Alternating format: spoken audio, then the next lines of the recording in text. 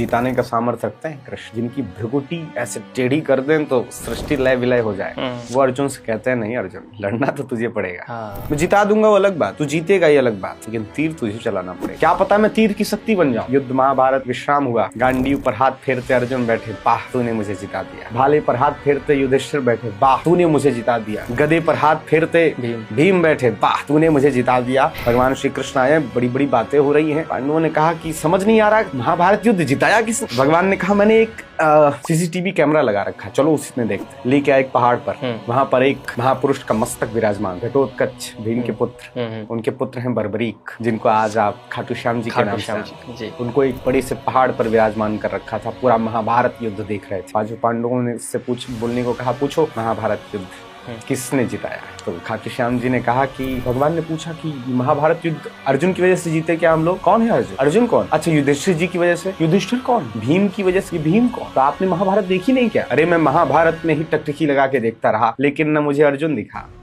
न युधिष्ठिर दिखे, न भीम दिखे। मुझे तो चतुर्भुजधारी एक श्यामला सलोना एक तेज युक्त एक केवल शक्ति दिख रही थी, भगवान श्री कृष्ण, जो एक हाथ में सुदर्शन चक्र लेकर, एक हाथ में गदा लेके हर व्यक्ति का संहार कर रहे थे। ऐसा महाभारत मैंने देखा और यही वास्तविकता है। और ये उनके पीछे एक खप्पर लेकर स्त्री चल रही थी, तो सारे खून रक्तों का पान कर रही थी। वो द्रौपदी थी। द्रौपदी के प्रेम में भगवान श्री कृष्ण ने पूरे महाभारत का संहार किया। और तो मुझे वहां कोई नहीं दिखा। हमें दिख रहा है कि अर्जुन तीर चला रहे हैं, लेकिन भगवान मार चुके हैं पहले ही सब। अर्जुन ने कहा था कि भगवान से, सेनयोर भयोर मध्य रथम स्थापयमेच्युता, दोनों सेनाओं के बीच में ले जाकर मेरे रथ को खड़ा करो केशव, मैं देखना चाहता हूँ, मुझे लड़ना किससे। भगवान गए और उंगली उठा उठा के कह रहे थे ये भीष्म पितामह जी हैं, ये द्रोणाचार्य हैं, ये कृपाचार्य हैं, ये कर्ण है। वो उंगली उठा के इशारा नहीं कर रहे थे, उंगली जिसकी ओर उठ रही थी वो उठ जा रहा था। तो करने वाले कृष्ण ही हैं निश्चित रूप से। लेकिन आप कहानी क्या जान रहे हैं? पांचों पांडवों ने संघर्ष किया, कितने लोग वीर गति को प्राप्त हुए। ये आपकी कर्म भूमि है, ये आपका बाह्य दृष्टि है,